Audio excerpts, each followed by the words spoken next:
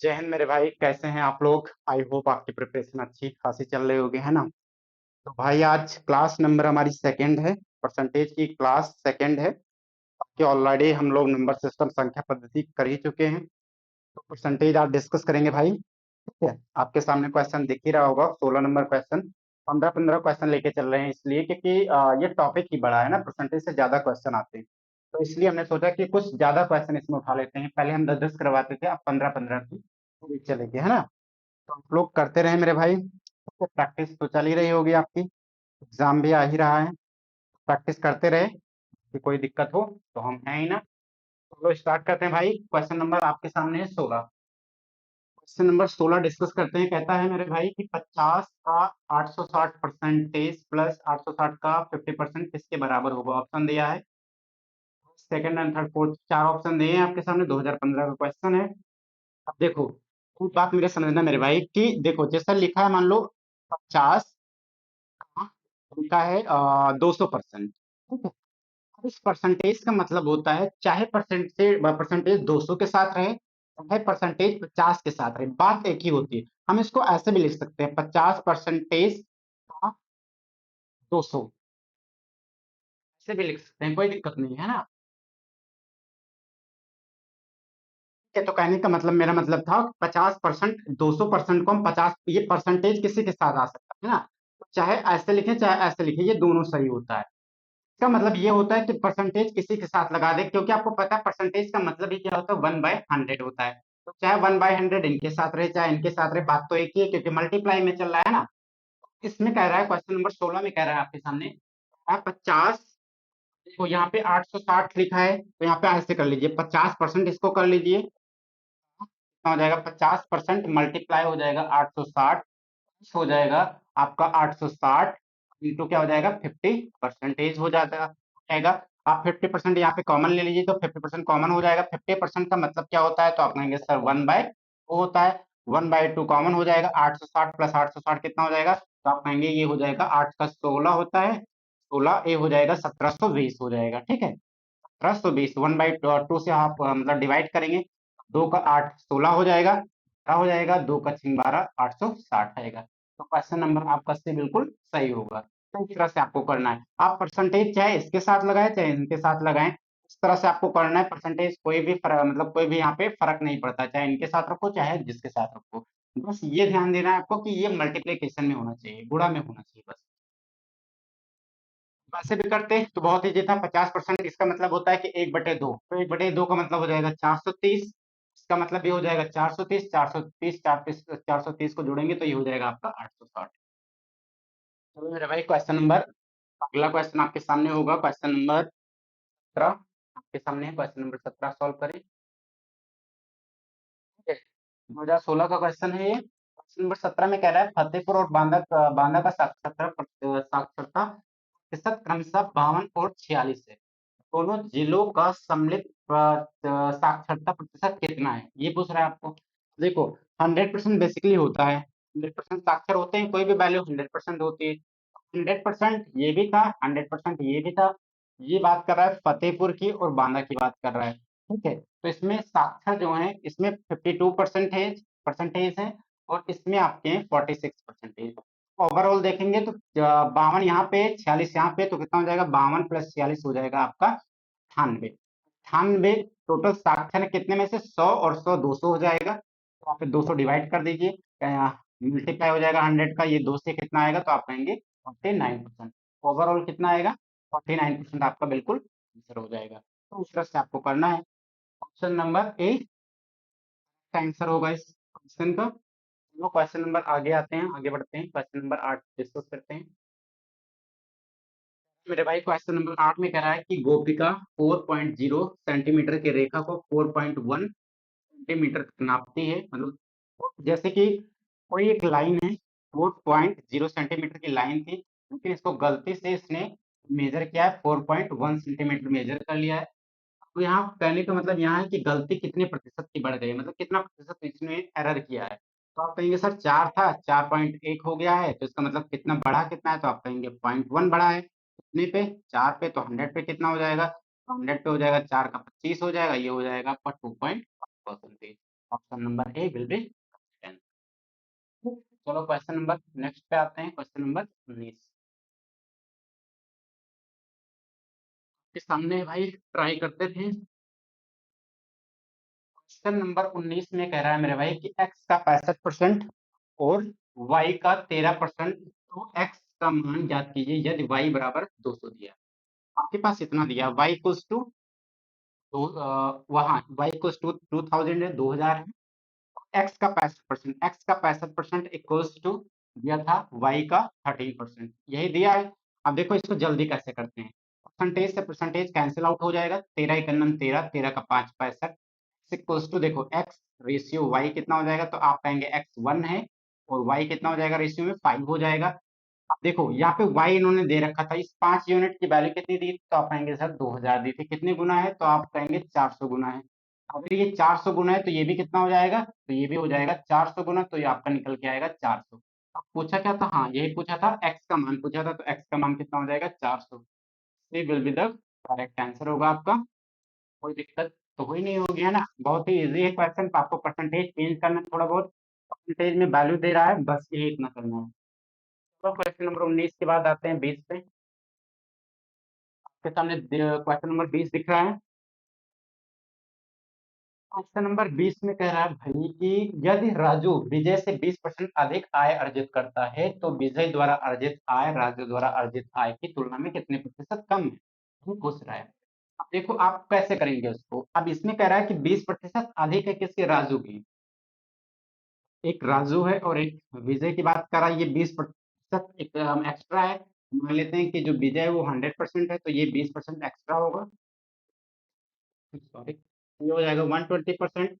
अब बोला है कि जो विजय है वो राजू की तुलना में कितना कम है, तो आप कहेंगे सर अगर ये 20 एक्स्ट्रा है तो 20 कम होगा इससे, तो बाई कितना हो जाएगा, -20। 20 कम है 120 पे, तो हो जाएगा 20 का 6 इंटू मल्टीप्लाई कितना हो जाएगा 100। 100 से करेंगे तो ये आएगा, 100 से करेंगे तो ये हो जाएगा 50 डिवाइड बाय परसेंटेज, जो कि ऑप्शन नंबर ये बिल्कुल सही होगा। ऐसे करना है, या आप ऐसे फ्रैक्शन में अगर आप सोच पाए तो ऐसे भी हो सकता है। जैसे कि 20% अधिक है, अगर किसी की आय अगर 20% अधिक है, इसका मतलब ये होता है, तो मान लो 20% का मतलब आप फ्रैक्शन में कहेंगे सर 1/5 होता है। अब यहाँ पे एक एक्स्ट्रा है, जो राजू की आय है एक एक्स्ट्रा है, मतलब विजय अगर 5 है तो राजू कितना है 6, कम कितना है, तो आप कहेंगे सर ये 6 है, ये 5 है, कितना कम है, एक कम है। एक का हो जाएगा किस पे, 6 पे, तो 100 पे हो जाएगा आपका 50 डिवाइड बाय 40। ऐसे भी कर लीजिए, ये भी शॉर्ट मेथड है। 100 मान के भी कर लीजिए, कोई फर्क नहीं पड़ता है। आप फ्रैक्शन में, एक बात ये होनी चाहिए कि आपको फ्रैक्शन होना चाहिए, मतलब उसका भिन्न मान होना चाहिए ना। ये मान जब तक नहीं आएगा आप फ्रैक्शन में नहीं कर पाएंगे। चलो क्वेश्चन नंबर अगला आपके सामने है, क्वेश्चन नंबर है भाई 21। इक्कीस आप लोग एक बार देखें कैसे होगा। क्वेश्चन नंबर 21 कह रहा है मेरे भाई कि दो संख्याएं तीसरी संख्या से क्रमशः 30% और 37% कम है, पहली संख्या से दूसरी संख्या कितने प्रतिशत कम है, ये पूछ रहा है। ठीक है, बहुत ही इजी क्वेश्चन है, इसमें कुछ करना नहीं है भाई। इसमें तीन संख्या का जिक्र करा है ना, सेकंड एंड थर्ड तीन नंबर है इसमें। इसमें आप ऐसे लिख लीजिए, फर्स्ट नंबर कोई होगा, कोई सेकंड होगा, कोई थर्ड होगा। इन्होंने बोला है कि इन्होंने बोला है कि तीसरी संख्या क्रमशः 30% और 37% कम है। तो इसका मतलब 30% कम है। थर्ड वाले को मान लेते हैं कि 100% है, तो पहला वाला कितना हो जाएगा, तो आप कहेंगे सर 30% कम है। 30% कम का मतलब ये हो जाएगा 70, और दूसरा वाला कितना कम है, 37% कम है। 37% कम है तो कितना हो जाएगा, 63 हो जाएगा, तो हो जाएगा आपका 63। ये 30% कम है और ये कितना कम है, तो आप कहेंगे 37, तो 63 हो गए। अब क्या पूछा है इसमें, पहली संख्या से दूसरी संख्या कितने प्रतिशत कम है, इस पहली संख्या से दूसरी संख्या कितने प्रतिशत कम है, तो आप कहेंगे सर 7 कम है, कितने पे, 70 पे, तो 7 कम है 70 पे, तो कितना आ जाएगा, ये आपका 10% निकल के आ जाएगा। कोई दिक्कत तो हुई नहीं होगी, है ना, बहुत ही ईजी था। या आप इसमें देखो, इसका तो जिक्र कर नहीं रहा था, तो इसको लिखने की कोई जरूरत थी ही नहीं। अब इनको आपको देखना था कि इसमें डिफरेंस क्या आ रहा है, मतलब 70 और 63 में डिफरेंस कितना है, तो आप कहेंगे 7। 70 पे डिफरेंस है, तो 70 का 7 कितना होता है, तो आप कहेंगे सर 10% होता है, बिल्कुल इजी था। चलो भाई क्वेश्चन नंबर 22 पे आ गए। Let's try do it. चलो क्वेश्चन नंबर 22 कह रहा है मेरे भाई कि एक आयत की लंबाई और चौड़ाई क्रमशः 12% और 10% बढ़ाई जाती है, इसके क्षेत्रफल में प्रतिशत वृद्धि की गणना करें। ठीक है, इसका थोड़ा कॉन्सेप्ट भी बता देते हैं, फॉर्मूला क्या होता है। जैसे कल हमने डिस्कस किया था थोड़ा सा कि कोई वैल्यू एक्स है, ठीक है, एक्स परसेंटेज कोई वैल्यू है, अगर एक्स को बढ़ाते हैं, कॉमा वाई परसेंटेज कोई वैल्यू है, वाई को बढ़ाते हैं, या एक्स परसेंटेज कोई वैल्यू है घटाते हैं, और वाई परसेंटेज कोई वैल्यू बढ़ाते हैं, ऐसे ऐसे करके होगा, ठीक है। घटाएंगे एक, बढ़ाएंगे एक, घटाएंगे एक, बढ़ाएंगे, या दोनों बढ़ा देंगे। इसके लिए मेरे भाई फॉर्मूला ये लगता है, आप इसमें सक्सेसिव का फॉर्मूला लगा देते हैं कि x plus y divide by 100 हो जाता है। होल क्या हो जाता है, परसेंटेज हो जाता है। x क्या हो जाएगा आपका, जो वैल्यू पहली परसेंटेज होगी, y दूसरी परसेंटेज होगी। इसमें ये हो सकता है कि दोनों सेम दे दे, सेम देने का मतलब होता है कि दोनों बढ़ रही है, 10-10% दोनों बढ़ रही है, तो आप इसको डायरेक्ट ऐसे कर लेंगे, 10-10%, तो इसमें x ये भी हो जाएगा, x ये भी हो जाएगा, तो एक्स स्क्वायर बाई 100 हो जाएगा, ये सिंपल हो जाएगा। लेकिन अगर दोनों अलग अलग हैं तो आप ऐसे कर लेंगे फॉर्मूले से। अब इसमें देखो कह रहा है कि 12% और 10% बढ़ रही है, तो आप कहेंगे सर 12 प्लस 10 प्लस 12 का 10 मल्टीप्लाई होगा तो 120 हो जाएगा, डिवाइड बाई 100 परसेंटेज हो जाएगा। 12 10 22 हो जाएगा, इससे डिवाइड होगा तो 1.5 हो 1.2 हो जाएगा, तो हो जाएगा 23.2%। आपका ऑप्शन बी बिल्कुल सही होगा। तो कैसे करना है, ठीक है भाई।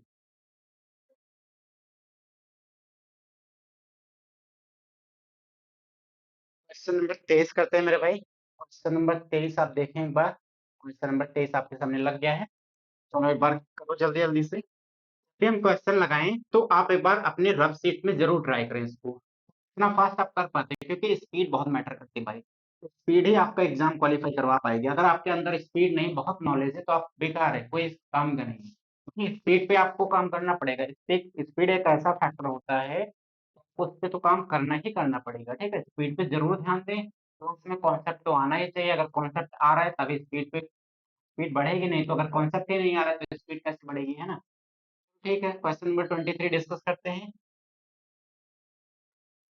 क्वेश्चन नंबर 23 में कह रहा है कि ऑडिटोरियम में कोई ए की बैठने की क्षमता ऑडिटोरियम बी की तुलना में 150% ज्यादा है। ऑडिटोरियम ए की तुलना में ऑडिटोरियम बी की बैठने की क्षमता कितने प्रतिशत कम है। कोई दिक्कत नहीं है, आप 150% को फ्रैक्शन में बदल दें। फ्रैक्शन में बदलेंगे तो ये हो जाएगा 5 डिवाइड 2 हो जाएगा, ठीक है, डिवाइड।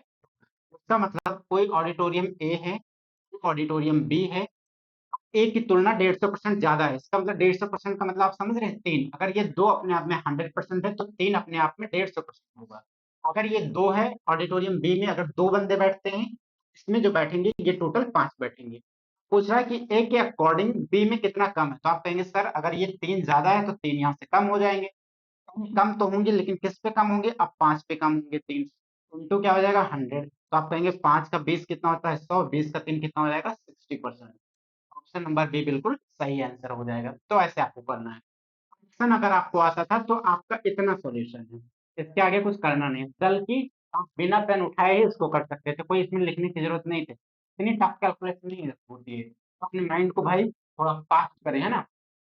माइंड होना चाहिए तभी मैथ हो पाएगा। क्वेश्चन नंबर 24 पे आ जाते हैं। के सामने राजस्व लेखपाल जी का क्वेश्चन है, ठीक है, देखें एक बार। क्वेश्चन नंबर 24 कह रहा है भाई कि यदि क्रय मूल्य और विक्रय मूल्य, अब क्रय मूल्य और विक्रय मूल्य आ गया, लेकिन इसमें क्या क्या है, परसेंटेज को घुमा दिया है। कोई दिक्कत नहीं है।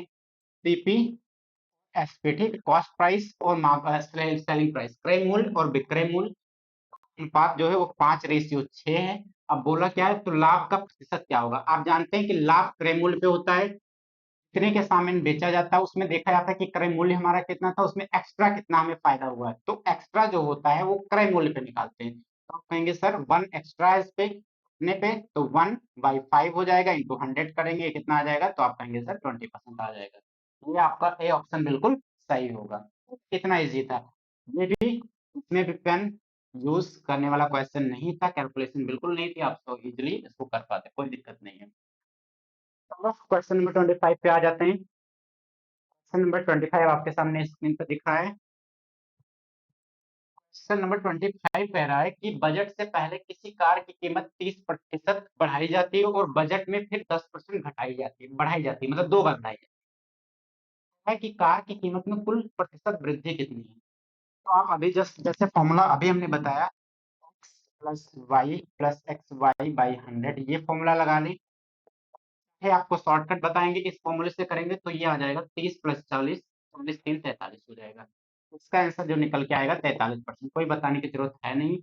फिर रखेंगे 30 plus 10 plus 30 into 10 divide by 100, एक जीरो कैंसिल आउट हो जाएगा, 30 10 40 हो जाएगा, 40 प्लस 3 कितना हो जाएगा 43%। ऐसे कर लेते हैं, ठीक है, कोई दिक्कत नहीं इसको कोई। इसमें आपको ऐसे करना है, 30 दिया है, 30 बढ़ रही है, 10 बढ़ रही है, तो 30 10 40, और 30 और 10 का मल्टीप्लाई 3 आ जाएगा, उधर 100 से डिवाइड हो जाएगा, तो इस दिन कितना हो गया 43। तो ये फॉर्मूला है, बार बार इसका यूज आएगा भाई, तो इसको लिख के याद कर ले, बार बार इसको हम लिखेंगे नहीं, ठीक है। इतना हमको शॉर्ट में करना है, इतना करना है, बल्कि इसको माइंड में ही कैलकुलेट। चलो क्वेश्चन नंबर 25 के बाद हमारा क्वेश्चन नंबर है आपके सामने 26।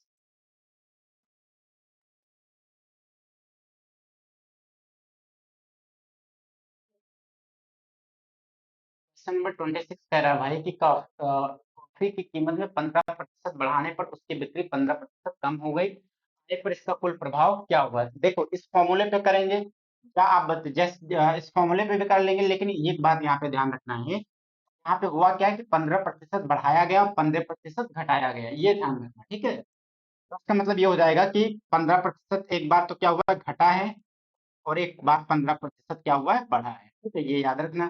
तो ये हो जाएगा -15 प्लस 15, प्लस और माइनस का मल्टीप्लाई यहाँ पे लिख देते हैं, 15 गुणे 15, फिर प्लस होता है, जब प्लस माइनस का मल्टीप्लाई होगा तो ऑलरेडी यहाँ माइनस हो जाएगा, डिवाइड बाय 100।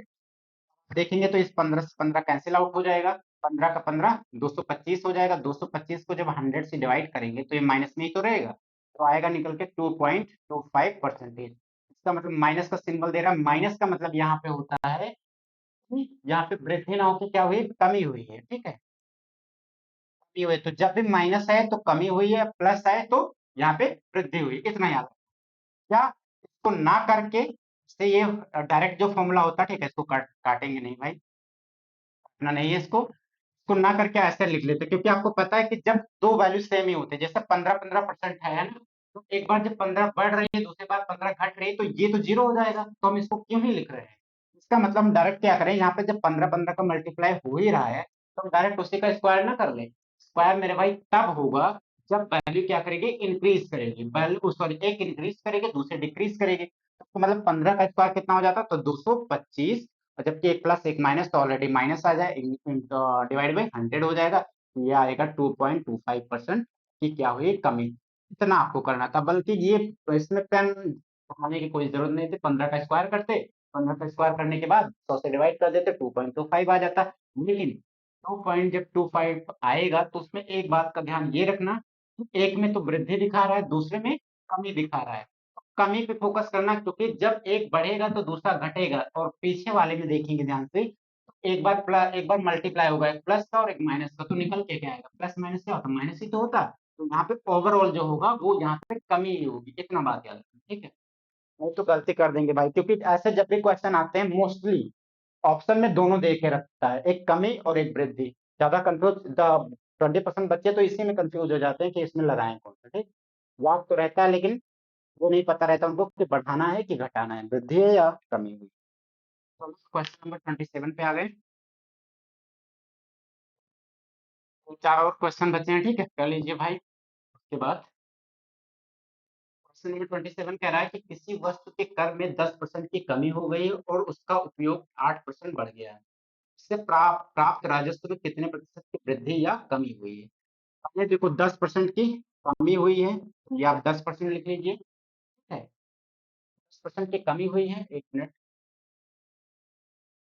तो इसमें कह रहा है मेरे भाई कि एक बार 10% की कमी हुई और दूसरी बार क्या हुआ 8% बढ़ गया है, तो 10% का मतलब हो जाएगा माइनस में सिंबल लगा लीजिए आप, 8% बढ़ा है, इसका मतलब ये हो जाएगा प्लस में हो जाएगा, इसी पे रख दीजिए, -10 प्लस 8 प्लस -10 मल्टीप्लाई 8 हो जाएगा, तो डायरेक्ट लिखते हैं, ठीक है, 80 हो जाएगा, और ये हो जाएगा आपका माइनस में 80 डिवाइड बाई कितना हो जाएगा 100, -10 -8 -10 प्लस 8 होगा -2 हो जाएगा, और जहाँ से निकल के आएगा माइनस 0.8 निकल के आएगा, 0.8। तो आपका ये हो जाएगा ओवरऑल 2.8% की क्या हुई है, कमी हुई है। आपसे आपको करना है, या आप डायरेक्ट ऐसे करें, इतना सोच जब पाए, ठीक है। 10% की कमी, 8% की वृद्धि, तो 10% अगर कम किया गया, 8 बढ़ाया गया तो -2 आ गया। 10 × 8 = 80, पीछे कितना आया 0.8, तो -2 में 0.8 ऐड करेंगे तो -2.8 आ जाएगा। 2.8 का मतलब, माइनस का मतलब ये दिखाना चाहता है कमी, वहां पे माइनस मत दियो, मतलब ऑप्शन तो रहेगा ही नहीं माइनस का, बिल्कुल। लेकिन वहां पे जब माइनस दिखाने का मतलब ये होता है कि वो कमी को दिखाना, ठीक, तो ऐसे करना है। बिल्कुल ही इजी था, कैलकुलेशन बिल्कुल नहीं है भाई। चलो क्वेश्चन नंबर नेक्स्ट आपके सामने है स्क्रीन पे, क्वेश्चन नंबर 28। ये भी चकबंदी लेखपाल में आ चुका है पहले। चलो भाई डिस्कस करते हैं क्वेश्चन नंबर 28 को। क्वेश्चन कह रहा है कि किसी वस्तु की कीमत में 30% पहले बढ़ाकर फिर 30% कम कर दी गई, ठीक है। मूल कीमत की तुलना में मूल्य में कुल प्रतिशत परिवर्तन क्या हुआ है। अब देखो वही सेम फॉर्मूला, आप कहेंगे सर 30 का क्या पूछ रहा है, सक्सेसिव पूछ रहा है। एक बार तो इसने बढ़ाया है, दूसरी बार घटाया है, तो आप 30 का स्क्वायर कर दीजिए डायरेक्ट। 30 का स्क्वायर डिवाइड बाई 100, माइनस में आएगा, माइनस का मतलब कमी को दिखाएगा। 3 का 3 900 हो जाएगा, 900 डिवाइड बाई 100 करेंगे, कितना आएगा 9% कमी। इतना आपको करना है, बिल्कुल एकदम शॉर्ट में है, कोई दिक्कत नहीं। बार बार यही फॉर्मूले पे क्वेश्चन है, ठीक है, तो इसीलिए हम तुरंत कर रहे हैं, इसको डिस्कस नहीं करेंगे। पहले ऑलरेडी कई क्वेश्चन पे इसको डिस्कस कर ही चुके हैं फॉर्मूले को, है ना, कोई दिक्कत तो है नहीं। चलो क्वेश्चन नंबर आपके सामने आ गया 29।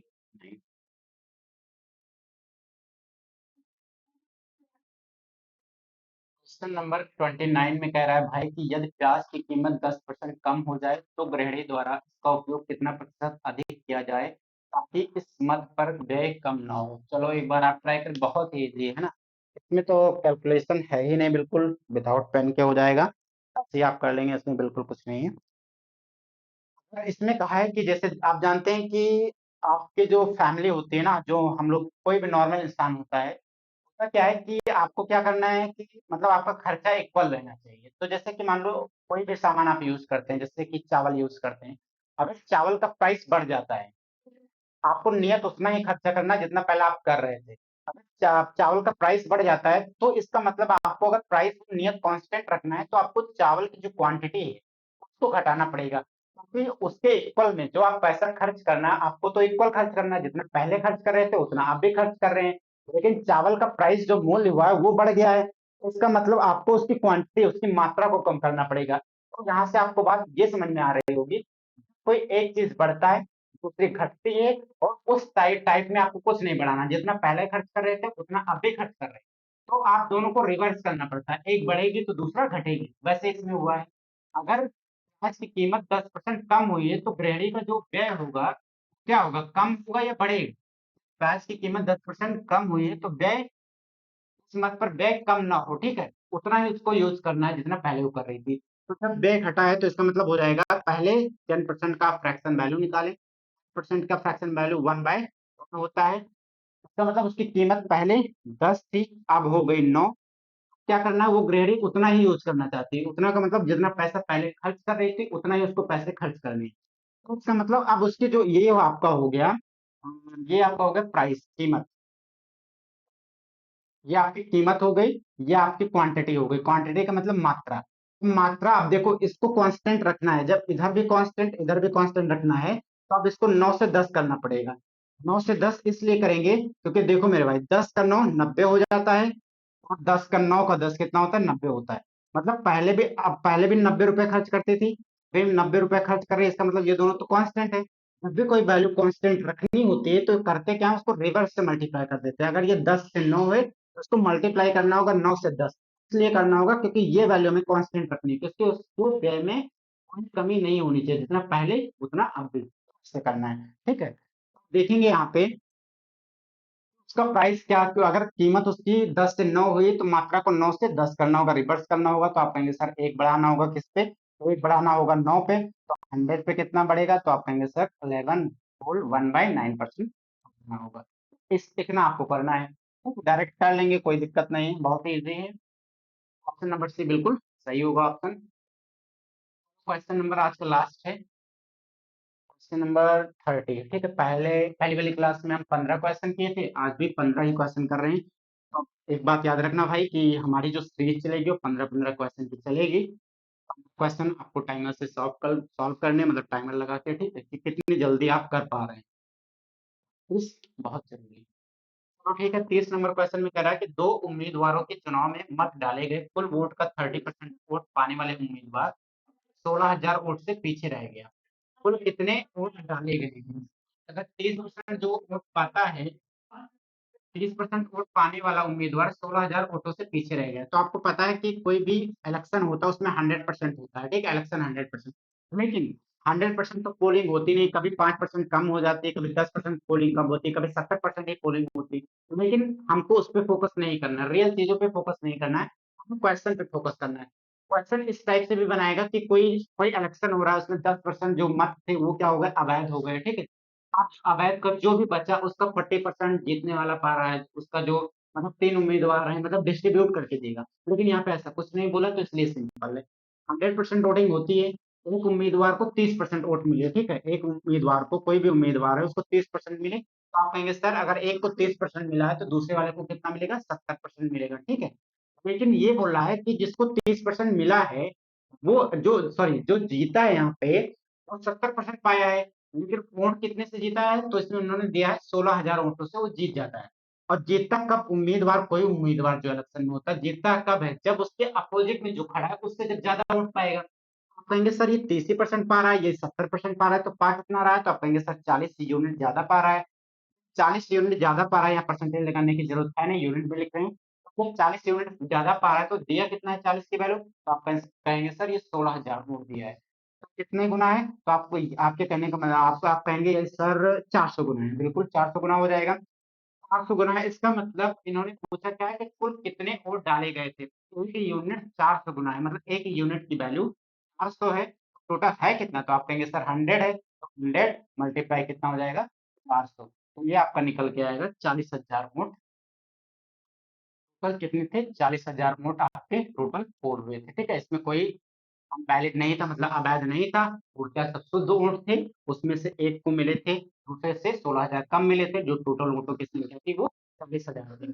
अब यहाँ पे इस टाइप से आपको क्वेश्चन करना है। इसमें बहुत सारी वैरायटी बनती है, ये थोड़ा इजी वैरायटी थी, ठीक है। इसमें अवैध वाला जब प्रश्न देता है तो थोड़ा उसको ध्यान से करना होता है इजी वो भी है मेरे भाई, लेकिन उसको थोड़ा ध्यान से करते हैं क्योंकि उसमें ऑप्शन बहुत क्लोज देता है, तो आप डिफरेंस से ना निकाल पाए। जैसे हम मेथड यूज नहीं करते थे पहली क्लास दूसरी क्लास में, हमने बताया थोड़ा मतलब डिफरेंस को यूज करें। डिफरेंस का मतलब गैस करके कि जैसे कि आपका अगर 5% निकालना है तो उसके समथिंग अराउंड निकालें। अब 11% निकालना है तो 10% पहले निकालें, 10% निकाल के उसका गैस करें ऑप्शन, क्योंकि हमें आंसर टिक करना होता है, ठीक है। तो मेरे भाई आज की क्लास यहीं पे खत्म होती है, 30 क्वेश्चन हमारे ऑलरेडी हो चुके हैं। कोई भी डाउट हो मेरे भाई तो आप कमेंट कर सकते हैं, ठीक है, कमेंट ओपन रहता है आपके लिए। कोई भी डाउट हो आप सजेशन दे सकते हैं, बिल्कुल ठीक है। चलो पढ़ते रहिए। जय हिंद।